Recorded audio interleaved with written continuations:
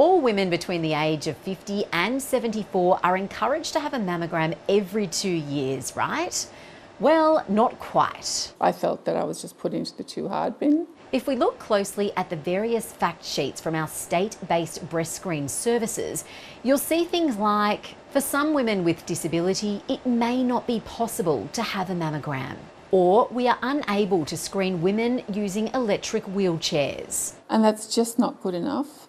And that can only result in negative impact for early detection and survival rates for people with disability.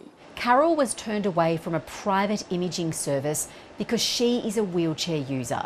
With some effort, she booked in with Breast Screen Queensland and had a mammogram quite easily. Good thing she stuck with it because it revealed a tumour that turned out to be breast cancer. Cancer doesn't discriminate, but it would appear that our health system does, and that needs to change. Well, I'm here with Jill Miller, a mammographer who has guided thousands of Australian women through mammograms using this machine. Hi, Jill. Hello.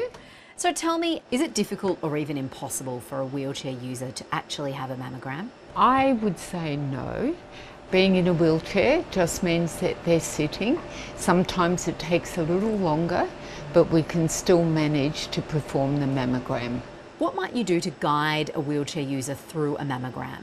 When I have a client sitting in a wheelchair, I can adjust the height to bring down to the height in the wheelchair, and then I can push the client into the plate so it comes in under the breast.